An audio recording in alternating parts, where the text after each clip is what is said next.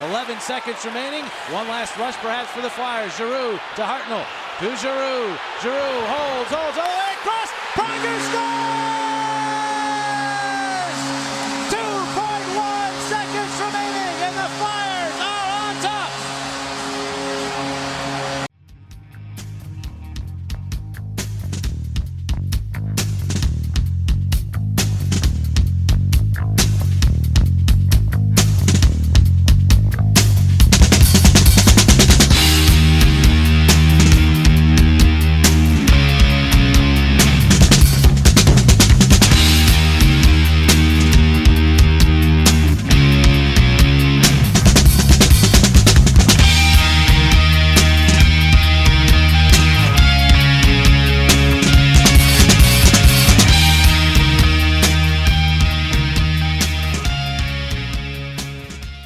Hey everybody, it's Isaiah. Just reminding you that FlyersNittyGritty.com and the O&B Puckcast are brought to you by Summit Public Adjusters. Hey, do you have damage to your home?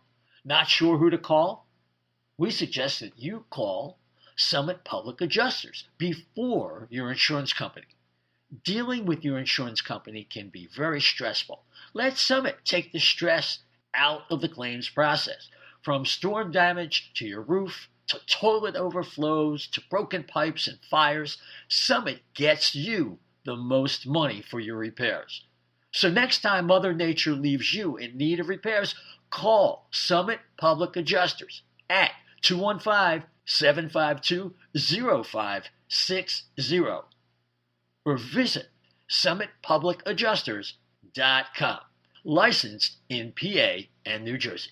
And we are back. It is Isaiah. How's everybody doing? Hey, this is an O&B special. The Flyers have their top brass in place, and we want to talk about it, but we wanted to do it a little bit differently. We wanted to let some time pass and not give you a knee-jerk reaction and kind of have a more measured response now that we've listened to everybody talk, listened to the pundits, and come to our own opinion about the changes that took place with Daniel Briere and Keith Jones as general manager and president of Hockey Ops, respectively. Before we do that, just remind everybody that the O&B Puckcast can be found on Twitter at O&B Puck, at O&B Puck. We're also on 12 or 13 podcast platforms: Apple, Spotify, iHeart, TuneIn, Amazon, Audible, Google. We have our YouTube page, plug in there, O&B Puckcast, and we have a Facebook page, same thing. If you could rate and particularly subscribe or follow, whatever is appropriate for your platform,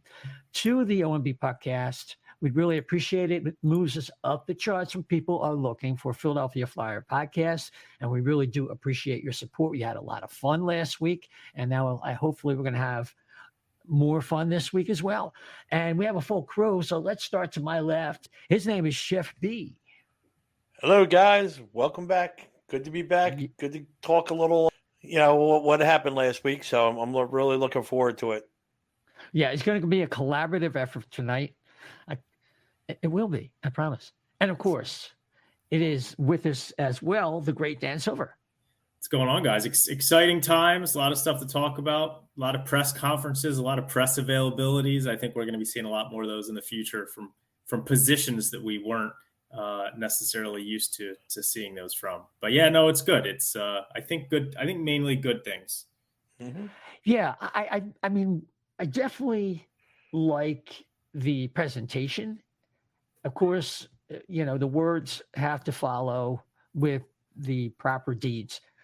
And that's really what a lot of us are skeptical about because, hey, let's face it, Dan, let me start with you. Dan Hilferty made a very good impression. He had an excellent interview with the Hockey News.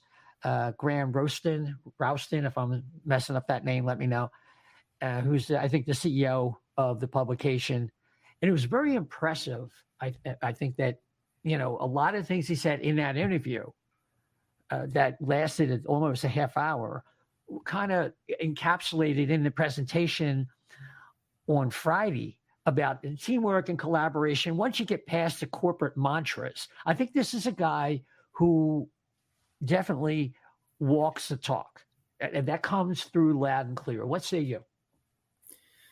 Yeah, it's a well-oiled PR machine that we're going to see from the five-headed monster, as we call it. And that interview with Dan Hilferty and the gentleman from the Hockey News was a lot of corporate butt kissing, for lack of a better phrase. I mean, you heard Dan Hilferty and what was the gentleman who was on the podcast? Graham Rustin. Graham, right? Graham and Dan were kind of talking about each other's corporate achievements. Yeah. And Graham was talking about how I think he was like an executive at Bauer or at one of the hockey equipment companies, and talking about how successful he was and how much he respected what Dan Hilferty had done.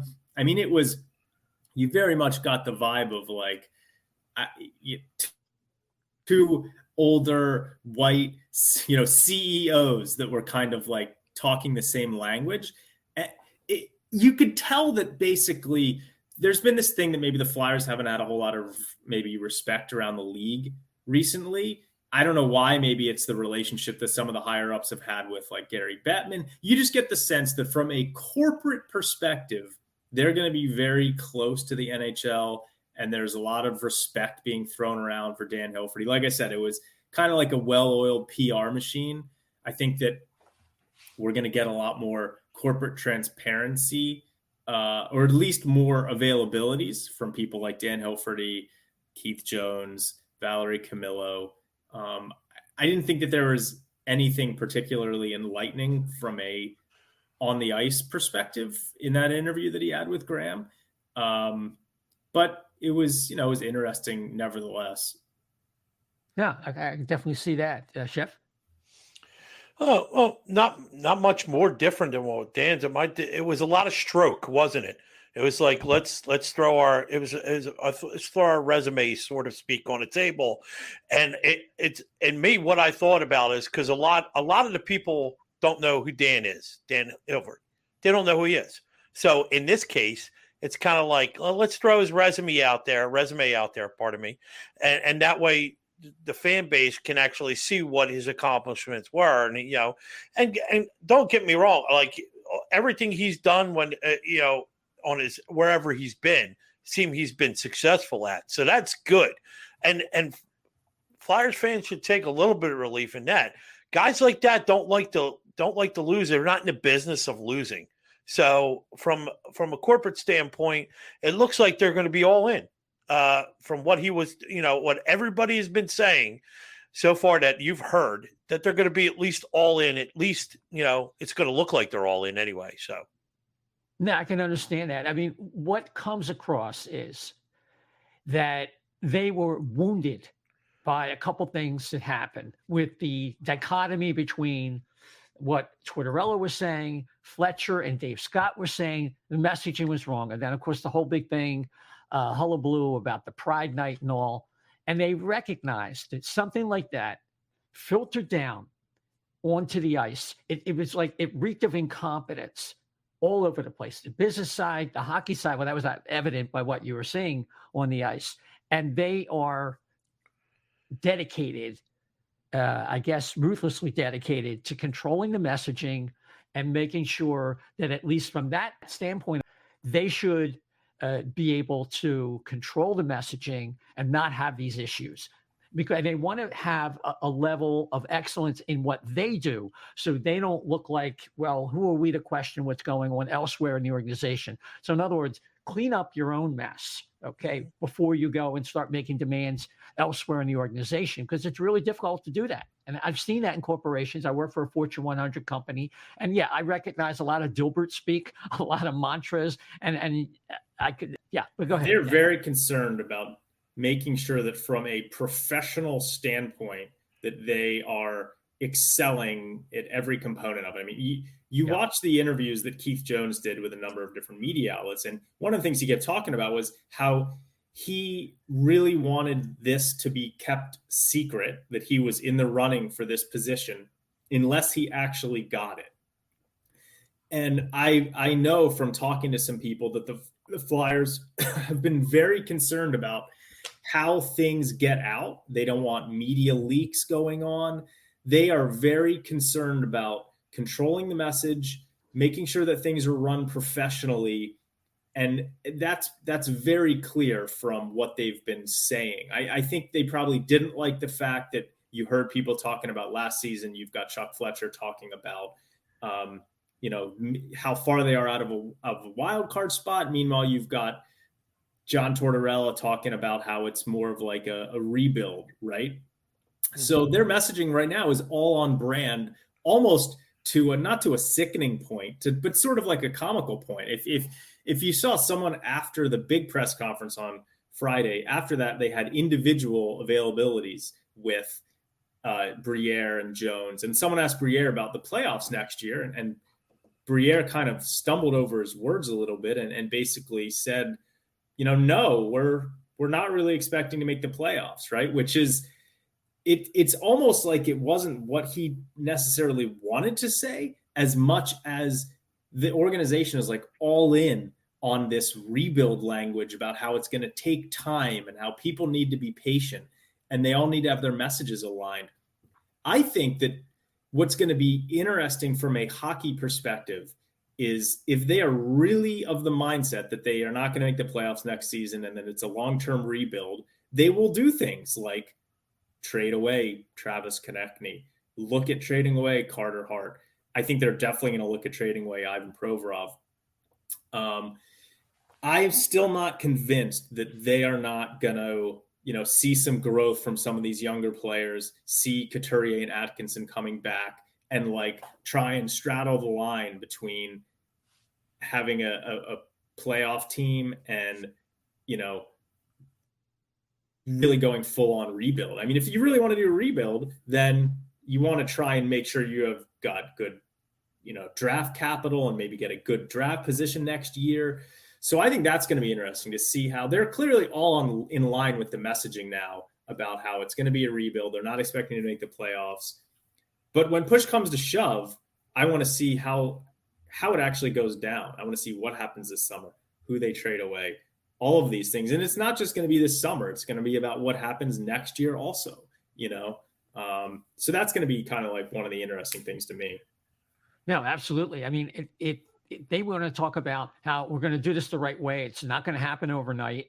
Then will the actions, like you're saying, match that, that match the patience in season as they have different needs that pop up? And maybe some players grow to a point, well, hey, if we just add a little bit here, we can make this experience, if not necessarily a playoff experience, but make it a little bit better and a better environment for the younger players. Shep, what are your thoughts on that? And just the idea that Keith Jones is your president of hockey operations. Yeah. What I was saying was like last year, what really bothered me was the fact that Chuck Fletcher could not move JVR. And if I'm looking at whether or not, I think his relationships throughout the league were burnt. And and now with, at least with Keith Jones pretty much, I mean, you've heard it on other podcasts and other people talking about it too. He's been everywhere in this league for the last 20 years. He probably knows everybody that's in this business right now. So, which is good, which is a great thing. So he knows who to call, what to call. He probably knows more about, from an analysis point of view, more about other organizations than most people do about their own organizations. And so I'm liking that part of it. But more importantly, I think he has those relationships, and I think he has that reputation of being an honest guy. There's, like, if you look at his assessment of the Flyers this past season, there's a good 4 or 5 times where he's come out and said they were horrible. And he didn't sugarcoat it. It wasn't he wasn't telling a company line or anything. And if that's the case, then they still hired him, because I think at this point it's known that you need somebody in here that, this 5-headed monster like Dan was talking about. I don't mind that so much as long as everybody plays their role together. And as they work as a team, like, it's got to be like the same thing on the ice. The upper management here, if they're going to do this, they got to be the team that they want the players to be on the ice and be in cohesive unit, and I think they need to be. So far, nothing is telling me that it's not going to be that way. I just think it evolves that way. I think Danny, when he talked about Torts, those two back and forth were like, well, he's a good hockey guy. I can talk hockey with him and stuff. So that's good. So I'm thinking that they were looking for somebody that would fit that mold to where they could go about this. And having Jones in there, somebody as well-spoken as Jones is, they have somebody there that's going to win their a little PR and a little clout back with the fan base, because this isn't going to be Chuck. He's not going to sit there. Keith Jones, I guarantee I'll put like a 500 to 1 odds on if Keith Jones comes out and said, well, we got an app for that. He's not going to be something stupid like that. He's going to be something that where he can relate to the fans can relate back to him, and there will not be anything stupid said at that GM's position or that president position where it's going to look like, oh my God, they don't even know what they're doing, because it looked like nobody was in control of the helm last year, and that's whether or not that was the case, that's what it looked like. Oh yeah, there was nobody who was captain at the helm, and he won't be afraid to say the word rebuild. I think with the frankness and just the idea that Bundy has somebody, they've reached out to Bundy, and between Bundy and Jones, they were pretty honest about what they thought the Flyers prospects were. And that, look, these are all good indicators, and Jones supposedly is going to have hiring and firing power. That's just kind of strange. And they're all going to report to Hilferty, and yes, that's going to be interesting how that works. But it's really, Dan, it's really going to be about Daniel Briere as your GM, like Charlie O'Connor said in his article, that it's Danny's show, and it's something we talked about last week.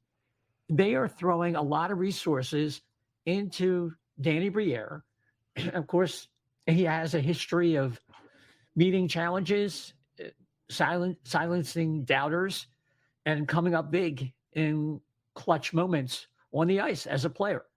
And then he goes back and takes courses at Wharton. He gets management experience. So, there's indicators that he's capable of doing things maybe you don't think he can do, but that was on the ice. Now we're in a different ballgame, and it's a little more complicated in terms of being dependent on what other general managers want to do and can do, and relationships. And I guess Jones is going to help him there. But the inexperience of Daniel Briere at GM, to me, is the number one question, considering they basically handed the keys to him. Yeah. Like we've talked about, there's going to be no concerns from a PR perspective or from a corporate governance perspective. I think things are going to be pretty smoothly, but they're putting all of their eggs in the player acquisition and movement basket with Danny Briere. Now, I think John Tortorella is going to, I think it's going to be, they talked about in the press conferences, when there's going to be big decisions have to be made from a player perspective, you're going to have, in all likelihood, John Tortorella, Keith Jones, and Danny Briere are going to be the three people that are going to discuss these decisions.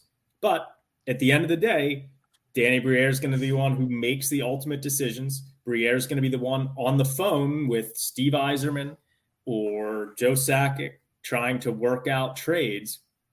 And like you said, he doesn't really have any experience from the NHL perspective other than a little bit of time this year as the interim GM at trying to do stuff like this. And Chuck Fletcher was fired after the trade deadline. So Danny Briere has no experience making NHL trades.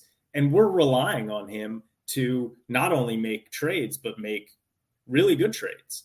And it's a pivotal summer. It's going to be a pivotal season coming up. So that's the problem, right? We have to hope that Danny Briere is going to make an excellent NHL GM. And he answers, he's not as polished from a PR perspective as Jonesy is, but when they asked him questions about, what makes him prepare for this, he basically talked about how he's been preparing for this since he started playing hockey in the NHL. He said that when he was with the Buffalo Sabres, which would have put him in his early 20s, that he was thinking to himself that he would eventually want to become a GM of a team. And so he was learning from guys like Darcy Regier, who was the GM in Buffalo and Paul Holmgren, who was the GM in Philadelphia. I mean, it sounds like, if you believe him, that this is the path that he always wanted. Whereas Keith Jones talked about how he didn't even think about this position at all until they came to him and asked him about it. Danny Briere has wanted to become an NHL GM for a long time. It's very clear. He's done all the right things. Like you said, he went to Wharton Business School. Comcast had him running one of the franchises, one of the minor league teams that's in the organization. And so everything about it is right. But the problem is, when you get on a call with another GM who wants to fleece you, how are you going to do that? Are you also going to be able to come up creatively with moves that could help your team and then orchestrate them? So all of these things, I think, are questions that we don't have any answers to, right? And I don't know if he's going to make a good GM or not. And that's what it's all going to come down to. Yeah, I agree, Chef. So I agree with Dan that the question is there. But if I'm going to look back on history as a GMs, like Yzerman didn't really, I mean, when did they win their cup? It was before and after he left his tenure there. I'm not saying he didn't do a good job while he was there, but you can make an argument that there's some other GMs in the league that have been competitive during that whole during their tenure too, like a Wilson or somebody. And then you have other players like who did you mention too? From Colorado. Oh my Sakic. Brain fart. Sakic, thank you. So Sakic too. I mean, it took them in their 9 years to get to where they are, where they won last year. So I'm not saying it can't be done. I think that it's not uncommon for anybody to be like in a position like when you're starting out. If you're like, and we always go back to cooking terms because it's all I know. But like, if you're a cook and you're starting there and you're working in like a couple restaurants, you're growing up. You're looking at the chef. I want to be a chef one day. So, you make it to the big time. You're a chef. And then in that time, what has prepared you to be an owner? Nothing really. But you want your dream ever since you were cooking was to own a restaurant too. So you're jumping up all through your life into these situations. But if you're smart, and by all accounts, he is doing it the smart way with the business classes and going here and going there, for his work, his resume. It might be a bigger jump than I think we're all a little bit comfortable with right now. But I'm thinking too, like if he had done 3-4 years somewhere else as an AGM and then come back, we'd have been like, oh yeah, he's probably the right guy for it. But you risk losing people that way. And if there was one person who was director of restaurant operations at a big place I worked at years ago.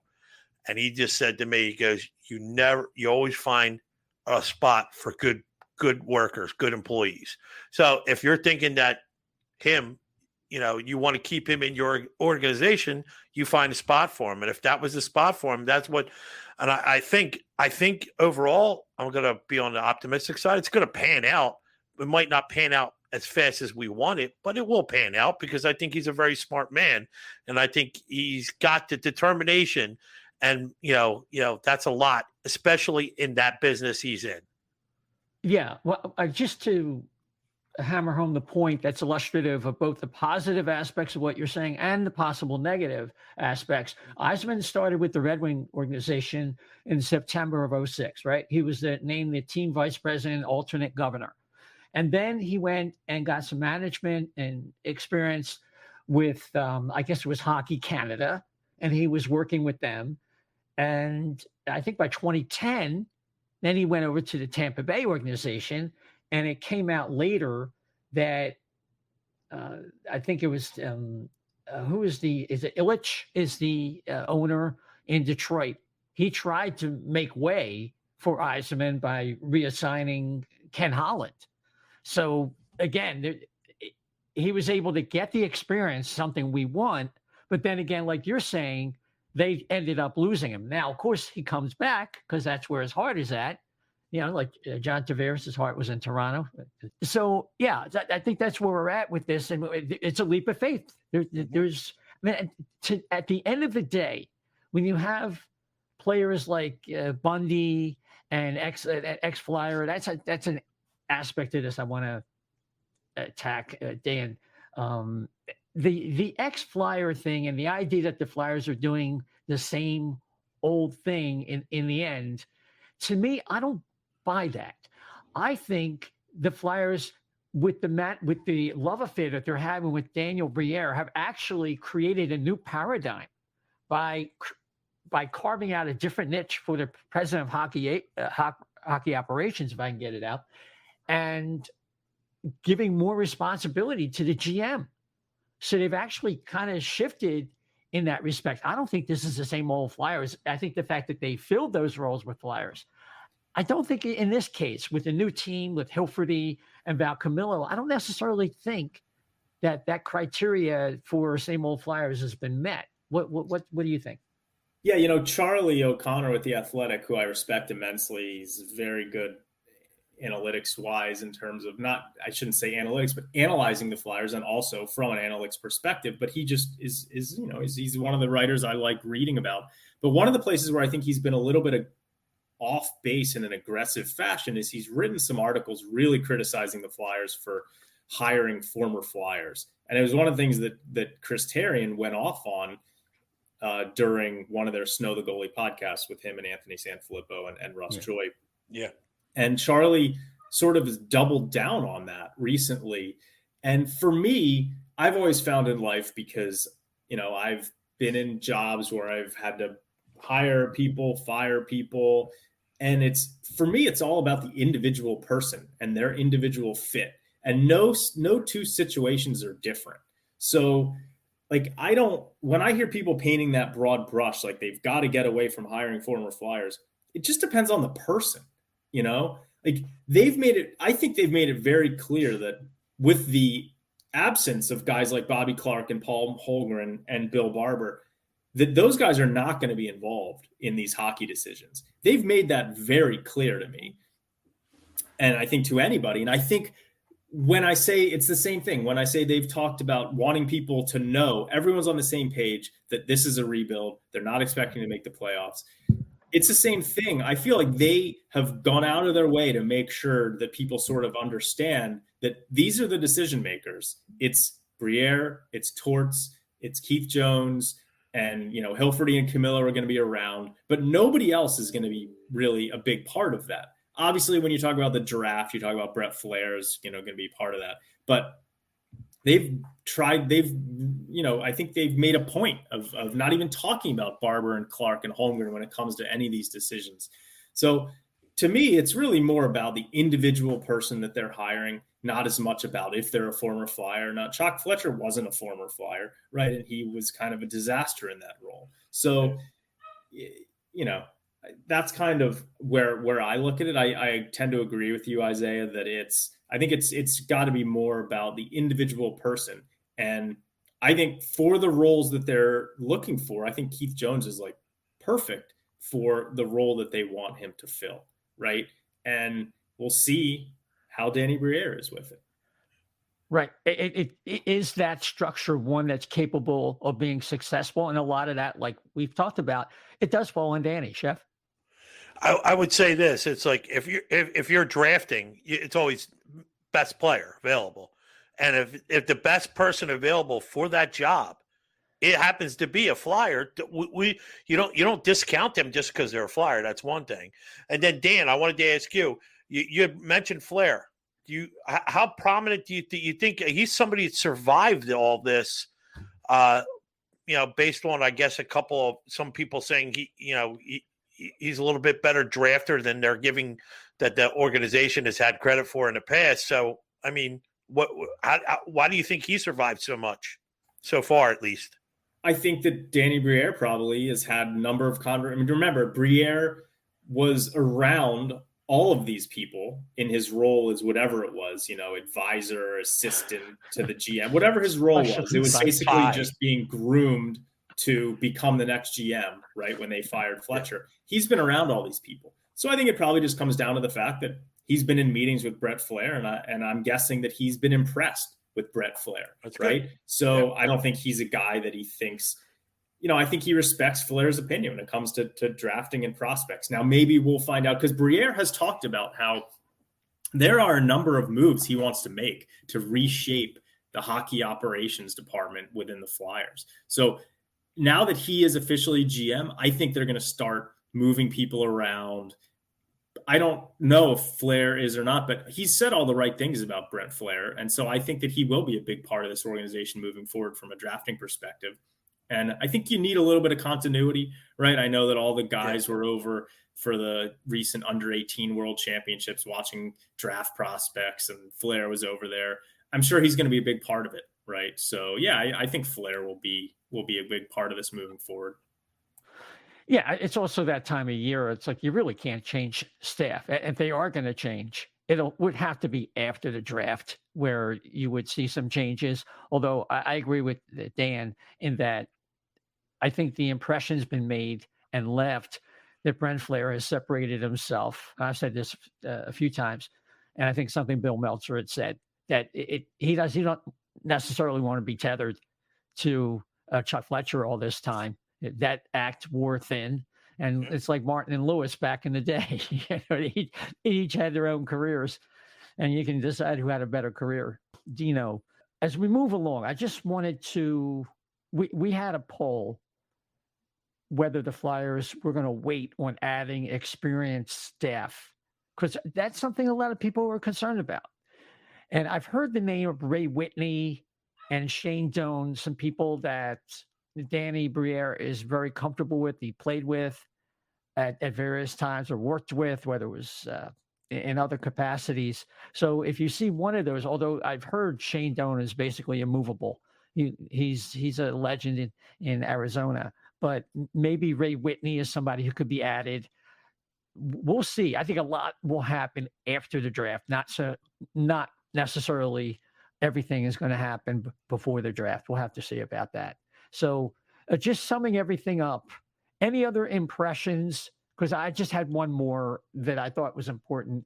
Just a dichotomy between someone like Anthony Sanfilippo, who seems to be very centered on the relationship between the team and the alumni and things like that. And maybe Bundy has an influence on that. But although I think Anthony Sanfilippo has been very clear about this was a real wound between the team and the old administration and the people now. And he feels really a lot better about that. And that this is something that Hilferty has accomplished, that they're kind of honoring the past by kind of updating the success they've had, just guiding it in a way that's more appropriate for the NHL in 23. Anybody care to weigh in, Chef? No. I just think the one thing I will say is I'm glad to see that the relationship is hopefully getting better. I think at some point it looked like there was almost a blackballing of some of the old guard, and you were hearing them unceremoniously cast aside, I should say. And so if it is getting better, I'm happy for that, because I guess you can't say be an effing Flyer if you don't acknowledge what an effing Flyer used to be. So whatever. Yeah, I can see that, and I also think that I do think there's a little bit when I listen to that podcast that Dan was just talking about with the Snow the goalie. I'm not quite as enthusiastic. That's all. I just need to see it. I'm going into season number 54 if I win the Flyers next year. So let's just see. I want to see what happens, Dan. And it's not even, we saw improved effort on the ice this year, right, from Tortorella. This was year one of the Tortorella experiment. And Tortorella has said all the same things, all the right things about how he wants to be here for the long haul. And that's what he wants to be part of this rebuild. We'll see what happens. He traditionally has not stuck around places for that long. Now, I think he's probably in a stage in his career where he really wants to be part of this rebuild. But let's see what happens when players traditionally burn out with him. And so he hasn't been in a situation where he's started his time with the team when they were there in a rebuild. So how are some of these guys that he's going to be, really kind of squeezing the lemon dry here over the next few years? how are these guys going to be in 3 to 4 years from now with Tortorella when hopefully we're going to be past the rebuild and into the competing phase, right? Tortorella seems to me like a guy you bring in who you're already there and you want to push your team over the top. So this is kind of new territory for him. So that's going to be something kind of interesting to watch. And then again, like Briere's going to make moves this season. We may not necessarily know the result of these moves for a couple years down the road. So it is, it's going through this rebuild process, I think is I don't know that a lot of these people who stand up there and talk about that really know what it's going to mean. And I've talked about that already, but I don't know how Tortorella is going to last through that. And we'll see what happens with Briere. So, we'll see what happens. Everyone's saying the right things now, but it's easy to do that until the games start. But again, they're not setting expectations for next year. So it's not just that we want to see if they can, how many games they win, but how they continue to do with Tortorella, all this kind of stuff. I think what we're looking for as fans is how well Danny Briere can set the table for himself to succeed in the future. Clearing contracts, taking chances so he can get his hands on some draft picks where he can take a swing at high-level talent, or acquiring young players that aren't quite making it right now, like Tippett was not really making it in Florida, obtaining them in trades and watching them blossom. Now, you're not going to hit on every one of them, of course not. But if you can get a couple of those guys, you can fast forward this thing. And I think that's what we're looking for. Someone who's sharp, someone who can be in the same mode as what Hextall was when he took over, because he did do a good job of clearing cap space. And those are the things we're looking for. I want to see how bold they'll be, but I don't want them to be bold for the sake of being bold. I want everything to have a logical progression and everything in that order. Yeah, Chef? No, I'm just going to say with Torts, he lasted 7 years and and then he went to Rangers, did like 5 or 6 years there. So he's got a shelf life where he had Columbus, I think, was 6 years. The only time he didn't really, he was like stale bread, was in Vancouver, and but that was the one hiccup in his career. So he hangs in there. Yeah, he hangs in there for like 5-6 years. So I think to see if he's in there for a long haul. Obviously, when you're in the twilight of your career and you want to go off on a win and you want to go out into the sunset and stuff like that. So I'm not saying he's ready to be done, but I'm just saying that it's more likely to hang in there to make it work on this because you're already a year into where you're at. I think maybe next year or 2 years down the line, you're going to start somewhere else, start all over to do this again. I don't know if that's, in the cards, so to speak, but. Yeah, I'm not sure where they're going with Tortorella. There's no long-term plans unless he wants to transition to the front office, and that's a conversation we can have on another day. I'm wary of that myself, but let's turn a page on that. I mean, it's essentially for me, it's let's see what they do and judge accordingly.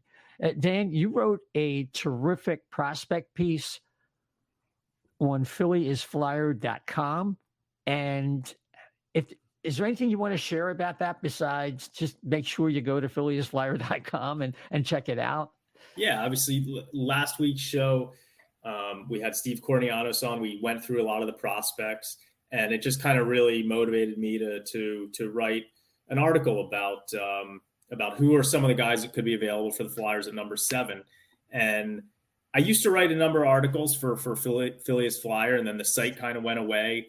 And I really only like writing articles if I can write long articles with lots of videos, and it's a lot of work. And I do a lot of prep work for it, and it's kind of a whole process. And so it's a little bit exhausting putting these articles together. And so I hadn't done one in a number of years, actually. I used to do, top 20 Flyers prospect articles, and I just sort of got burnt out when a lot of these prospects started not working out and things started going south with the team. I was excited about Hextall's rebuild plan or whatever we were doing, and we had all these draft picks, and then it just kind of didn't pan out. So just kind of disgusted with the whole thing. But I'm excited now that we've got a new regime in. We've got this number 7 pick in what should be a really good draft. And there's going to be some exciting players available for the Flyers. They could even try and trade up. I'm sure Briere will be working the phones trying to see if that's possible. But yeah, I was just motivated to write this article and would love for folks to go over to philliesflyer.com and check it out. Yeah, you'll definitely enjoy it. It's got the video clips. It kind of doubles down on a lot of things we discussed with Steve last week. We had a tremendous time talking about these players, and I think it's really the first time I've taken a deep dive into this. And this is the kind of piece that you could just sit down and right before the draft, if you haven't really caught up with the draft guides or anything, it's that kind of article.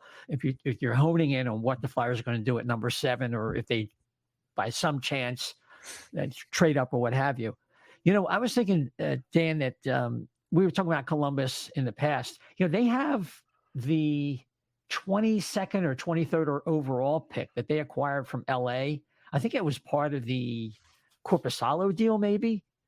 And I'm thinking in this draft versus 24 draft, I think there's enough depth here where that could be some territory that the Flyers could trade into. I think that number 3, trying to make a trade for that is probably not realistic.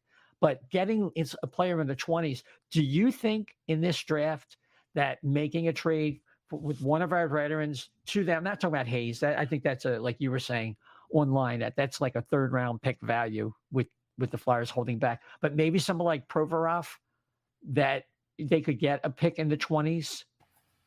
Yeah, that's going to be the key with Provorov. Is I think they want to move him this offseason. I think that he doesn't want to be a part of a rebuild process here. I also think they have a tremendous amount of respect for him and the way that he plays hockey, and it'll be a lot of minutes to fill if they move him. So I don't think they want to trade him if they're just going to get a 2nd round pick. But I think that if a team offered a 1st round pick in the teens, I think they would definitely trade Provorov. If they were offered a pick in the early 20s, I think they probably would trade Provorov for it. Once we start getting towards the end of the 1st round, I'm not as convinced that they would move Provorov straight up for something like that. But as you mentioned, Columbus wants Kevin Hayes, or that's been the rumor that they want to try and go after him and reunite him and Johnny Gaudreau. Who knows how much truth there is to that, but there's a whole lot of smoke around that rumor. So even if, let's say, Hayes, if the Flyers retain $2 million in salary, let's say his value in that scenario is like a late 2nd round pick, early 3rd round pick, they could package him with Provorov and some salary retention on Hayes, and maybe that would get them, that 1st round pick that Columbus has, it's 23 or whatever. So I think they're definitely going to be looking to do it. I don't know if they're going to pull off a trade like moving Konechny or Hart. I just have my suspicions that they would actually move one of those guys. But if they're going to move those guys, I think they would definitely be able to get, decent 1st round picks. Hart, I think, has got to be cleared from the World Junior Championships, sexual assault scandal stuff. At least I've heard some people speculate that no team is going to trade for him until that whole situation is resolved. Who knows when that will actually happen? But Provorov, I think for sure, is a guy that they'll be looking to trade for a 1st round pick this year at the draft. Yeah, I'm just wondering if somebody inside the league couldn't make a phone call. Should we worry about, Chef, like somebody just calls in and says, look, I'm not looking for information, but can someone trade for Carter Hart with a clear conscience? Is that a yes or a no? Something like that. That's what I'm thinking. Wink, wink, nudge, nudge. Exactly. Yeah, I totally. I'm asking, but I'm not asking. Kind of like I'm not exactly. But So no, I totally agree, and I think that's going to be, like Dan said, that asking price. If you're really going to give up Provorov, really has to be, if not a late 1st rounder. Yeah, I don't know what else you're going to be able to do.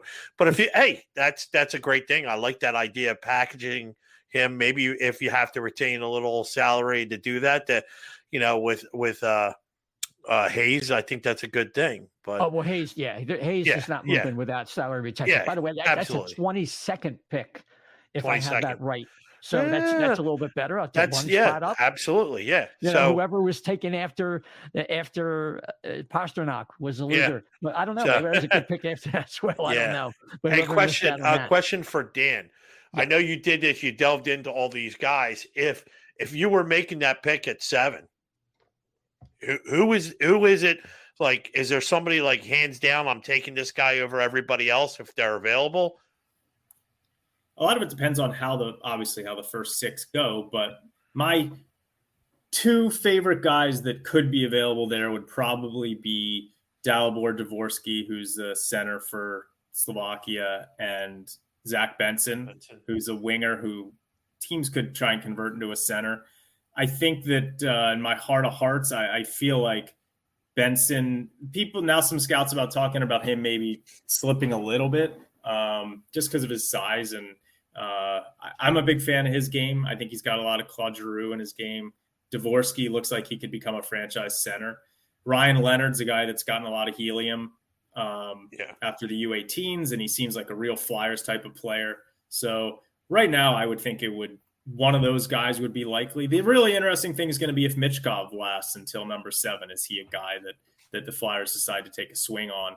I doubt it. I don't think Briere wants to take a risk like that. But Elite Prospects actually on YouTube today put out a really good video with some stuff on Michkov. One of the problems with Michkov has been there's not a whole lot of video on him that you could find. And they did a really nice in-depth analysis. I mean, he looks like he could be a Bedard type of player, Yeah. So that'll be interesting if he slides there. But right now, Dvorsky and Benson would be the 2 guys that I would be looking at in that spot. You know who I was listening to Rachel Dory, who's very well respected in analytics circles. She is in love with Oliver Moore, and she's like indignant about it on the Off the Post podcast. So I have to, and we were talking with Steve. Yeah, I mean, Oliver Moore, God bless her. We maybe get her on one time. And just the thing that Steve Corniatos was talking about was like, but everything's 100 miles an hour, and you can just fall in love with his speed. What else does he do? And so, and you know what? We're all going to vacillate back and forth. Absolutely. Between now and the 28th of June when the draft comes. And I'm probably going to change my mind a million times. And by the way, the guy taken after, because this is what happens when you do this. The guy taken after David Pasternak was Nikita Sherbak of Montreal. So definitely a little bit of a distance between us. And the guy before was Jared McCann, who's a really good player, but he's not Pasternak. But I'm sorry, go ahead. The funny thing, what I'm thinking about is like the reason why I don't think the Flyers, even if Michkov is there, I don't think they take him for the simple reason like they've got burned on Fedotov. And they can't, I mean, like, if you're talking about like this is a big deal, this is a big, off-season draft, whatever, and you're sitting there, you're not going to take that chance. What if it happens again? You can't afford. You're going to be the guy that whiffed on a second Russian in as many years as not coming, because God forbid. I mean, Dan put all the interesting stuff. So if you want to go to Phillies Flyer to read it, all the extraneous stuff that has happened with his father and stuff that cannot be proved or not, whatever. But my point being, I don't know if you can afford to take that, even if that slight chance that he doesn't come over eventually or something happens. If you're rebuilding a franchise, you need to take as much of a certainty as you can. Yeah, but the thing is, the problem with taking a player like Michkov, you got to wait for most general managers, they're not going to get that many chances. For Daniel Briere, who has as much leverage in the position as anybody probably in the league almost, except the guy who won the cup that year, or the team like, I guess, Francis in Seattle. I'm ambivalent here. I really am. If you're willing to take a swing at a top talent and different ways to get different players over, I could see someone making a very good case that things could be done differently. And comparing the Fedotov situation with the Michkov situation, They're two different, it's apples and oranges. I don't know. So I'm back and forth on this. I'm not sure. Dan, if you want to weigh in, how you feel on May 15th? Because I'm not sure you're going to feel the same way in June, right? Yeah, I mean, we don't really know, right? And it's a developing situation. I mean, there are Russian prospects coming over. The Capitals signed a kid last week who was one of their top picks a few years ago. So I think that guys are going to be coming over from Russia. Michkov theoretically isn't available to come over until end of 2027 season. He could defect like Evgeny Malkin did. But one of the rumors, which I covered in my article, was that someone wrote an article that was basically suggesting that Michkov's father was trying to get his son's contract voided with the KHL, and that's the reason that he was murdered. Now, we don't know if that's true or not, but if it's true, that's got to impact. I mean, his dad was just murdered. Like, it's got to impact maybe his thoughts about, maybe it makes him want to get out of Russia more. Who knows? But maybe it's going to make it more difficult for him to get out of Russia. Yeah. So we don't really know. And I just don't know if there's so many good players available. I'm just not sure that the Flyers would want to take that risk with him when there are so many other good players available. Yeah.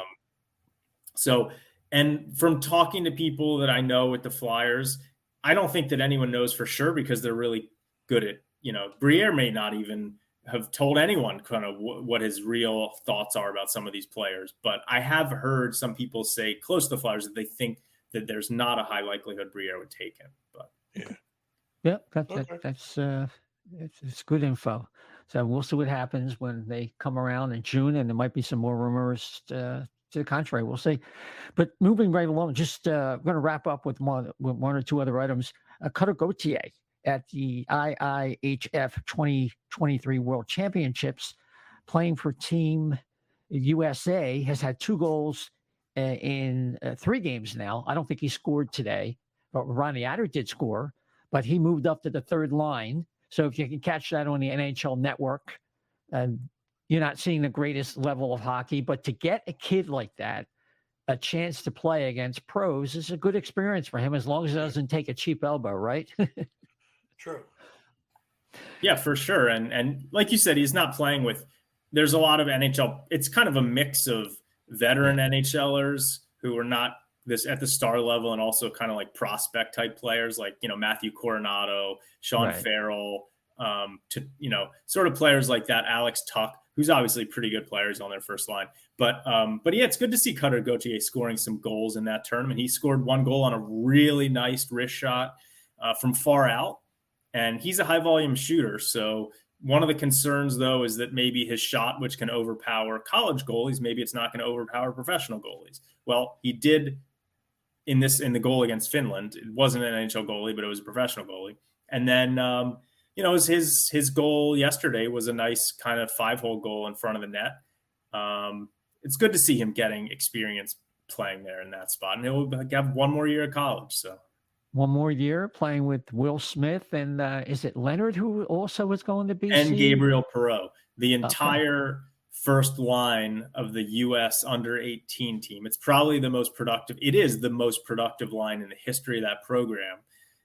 That entire first line is going to Boston College, which is going to be interesting because are they going to keep those 3 guys together, or are they going to move one of the wingers, either Ryan Leonard or Gabriel Perreault, to play with Cutter Gauthier? So that's going to be kind of interesting what they do there. And let's say the Flyers draft Ryan Leonard and they want to develop him as a center. Well, that's not going to happen at Boston College next year because you'd assume that it's going to be Will Smith and Cutter Gauthier. So who knows? Yeah, just make sure you get ESPN Plus. That's all I can tell you, because they got a lot of those games, those college games. Chef, any thoughts about the playoffs? Because as we record tonight, we're going to have the 7th game between Dallas and Seattle. The winner will go face off against the Vegas Golden Knights in the Western Conference Finals. The East is already set with the Carolina Hurricanes and the Florida Panthers. Yeah, it should be really, either way, each conference final, I think it's going to be very entertaining. I think both of them go at least six games. It's been very fun. I can't believe I stayed up the other night to watch that. What was the last week? The game 4 or 5. I think the West Coast, the Vegas game. Oh, that was just phenomenal. The games have been great, especially the West Coast ones in Seattle. Like I can't with Seattle. It's like no, It's like the the Vegas revenge of Golden Knights Dave from a couple years Hackstall. ago. You know, Yeah. yeah. So so it should be. But either way, it's going to be very entertaining. You got a lot going on in both of them. So it's going to be really fun. Yeah. Dan is only one really great goalie left, and that's Ottinger, and he hasn't been playing as well as he usually does. So what does that portend when you have, I mean, really, Florida's been riding Bob, who's been playing real well, but I mean, that can change on a dime. Yeah, there've been a lot of debates on Twitter today about the goaltending and have you build from the goaltender out, and like people are using the playoffs as an example of why you should build from the goalie out, but to me, it's like an example of why you shouldn't. I don't know. It's all very confusing to me. But Bobrovsky has been fantastic, and we know that he can be an elite level goalie. So he's one of the main reasons that the Panthers beat the Maple Leafs. So let's make that clear. Like Bobrovsky's been playing elite hockey, but he also didn't start as the starting goalie for the Panthers in the playoffs. So the Panthers beat the Maple Leafs mainly on the strength of that really good goaltending from Bobrovsky, but he was not great all season long. So, and Freddie Anderson's been pretty good for Carolina. So I think that he's been good. But you look in the West, and yeah, Jake Ottinger has not been he's been good in spurts, and then he's had some really bad games. And obviously Vegas has been riding the duo of, Laurent Brosseau and Aiden Hill. I mean, there's not really a whole lot of history there. So some of these goalies are playing well, but they're not necessarily guys you would have expected to play well. I know. I mean, Aiden Hill is just, I mean, he's it now. I mean, because Brosseau, I think, I forget his injury, but he's out. He's out for the playoffs, I believe. So that's the thing. It just has me wondering. It's like, who's going to leak at that position? And then who's the backup or now the third string? So yeah, it's really something that, if he hadn't had some of the personal issues, Spencer Knight is probably going to get the second crack and not Alex Lyon, and he might have held on. But to me, I will not understand why the Oilers let their goalie situation be the way it was. I thought they're for sure that they were going to go out this past season and get somebody a lot more reliable. At least I'm just like, wow, this is. It's and that's what I mean. Everything else they could score goals, but they were leaking like a sieve all through the series. It was bound to catch up to them. I don't really think Stuart Skinner, who's the Edmonton goalie, he was very good during the regular season. He's a finalist for Rookie of the Year.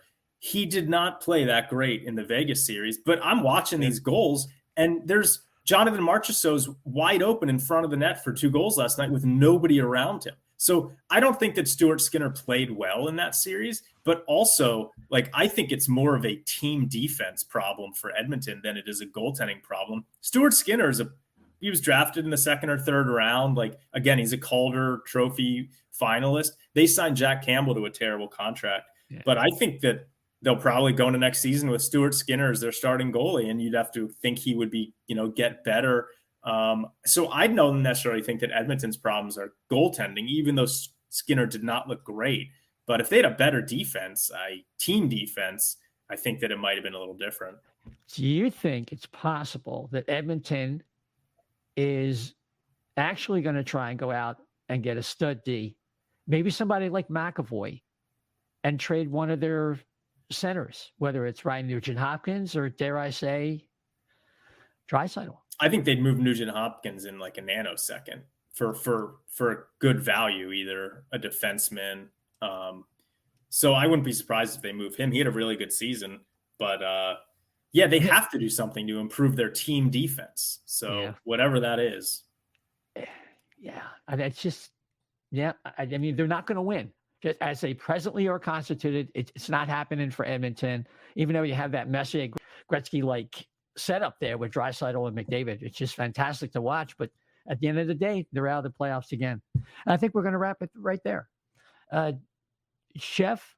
So, any final thoughts from you and information where people can catch up with you on social media? my final thoughts are enjoy these conference finals. That's my final thought. Worry about the Flyers. You got a little bit of time. Delve into Dan's article. You'll really enjoy it. I've shared it about 10 times now to everybody I know, and they've been like, "Wow, this is really cool." They love it. So get your information on these guys that could possibly be a Flyer in the future down the line. So, and you can argue with me about my idiotic responses on certain things if you want to on Twitter, Chef to Left B. That's Chef number 2, the Left B. Thank you. Fantastic, Dan. Final thoughts and connecting with Dan Silver. Yeah, no, folks can find me at on Twitter at dsilver88. You can go over to philliesflyer.com and read that article I just put out. And I'm just now we're going to see what happens between now and the draft. We got the team in place from a front office perspective. Got Jonesy, got Briere, got Torts. So now it's going to be getting down to business and seeing what happens leading up to the draft. We got about a month and a half before the draft. Probably not a lot of movement before then, but we'll start hearing about rumored trades and all this kind of stuff. So should be exciting. Fantastic. And you can catch me, Isaiah, ISAIAH _520.